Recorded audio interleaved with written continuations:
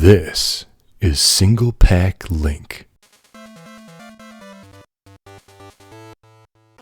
To learn more about the Gameboy Advance Single-Pak multiplayer functionality, such as how to connect compatible games with GBA link cables, be sure to check out my how-to video, link in the description. Sonic Battle features a Single-Pak linkable multiplayer mode that can support up to 4 players. The only game that's available by default is Sonic Clash, and it's basically like Super Monkey Ball's Monkey Fight or even that Street Pass minigame in Smash Bros. For 3DS. From a top-down perspective, players can bump into one another and send them flying off the stage, and you can charge up a spin dash by holding A. However, the control is actually really slippery, so you'll wind up killing yourself more often than your opponents. While the gameplay isn't anything deep or engaging, the stage design slightly alters with each match and sometimes features cameos from supporting characters. The music also isn't terrible, the loading screen is actually pretty nice, but GBAs need to be restarted in order to switch games. Keep in mind, the following 4 minigames only become available if you suffer through the mindless and button-mashy single-player campaign for about 20 hours. The next game, Fly and Get, is a vertical race to collect 20 rings first.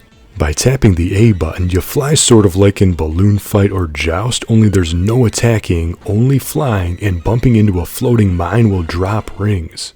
Collecting 20 rings does not take long, and the stage just keeps going. Eventually, the level design basically fills the screen with rings, so it becomes difficult to avoid them even if you wanted to.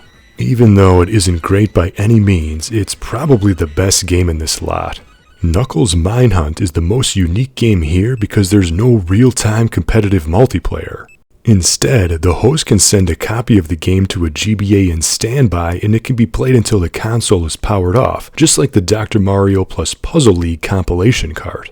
This single-player only game is literally Minesweeper only with Knuckles as your cursor. The A button digs, or clears spaces, and B marks the mines. There are no options to adjust, but finding the 10 mines is tougher than it sounds because this is Minesweeper. It's a game that you kinda know how to play, but not really. You can sort of fumble your way around by using deductive reasoning, but let's be honest, luck is a big factor here. Also, the game can be daisy-chained to other GBAs too, meaning the player who received the game from the host can also forward it on, which is pretty cool. The second to last game is Shadow's Speed Demon, and it's basically an auto-running excite bike. Since your character is always moving forward, the player only has to worry about moving up or down. Hitting a ramp will cause your character to jump into the air, but if you hit the A button at peak height, you'll earn a nice speed boost. Unfortunately, it's impossible to play with any sort of skill since your character will often be positioned at the front of the screen, which gives you no time to react to any barriers that come your way. Completing a race also takes a while, well over a minute, which might not sound like a long time, but it is when you're randomly hoping for the best. It also isn't great, but you do get a surprise Knights cameo at the end. The final game is called Amy's Treasure Island, and it's a bunch of frustrating random BS. The goal is to find 3 gems that are randomly scattered below the ground throughout the slightly scrolling screen. It's a little weird because each time you press A to dig, you don't unearth a dig spot and you get this little arrow that pops up. But this arrow doesn't tell you anything, it just points in the digging direction you are facing, which is confusing and unnecessary. Instead, the only indicator when you're near a gem comes from the sound effects. A higher pitched ding noise means that you're closer to the gem. However, the Chaos Emerald seems to be constantly moving, since it's common to hit a ding noise but then get the buzzer sound on the next attempt even though you're basically digging in the same spot 3 seconds later. Making matters worse, it's difficult to distinguish the ding noise coming from your GBA when your opponents are also listening for theirs. And they're connected with a 1-foot link cable. This is a game that almost requires headphones for each player, and the GBA SP doesn't even have a headphone jack. After digging for nearly 10 minutes, I finally found the last emerald randomly. This game sucks and it's entirely skippable.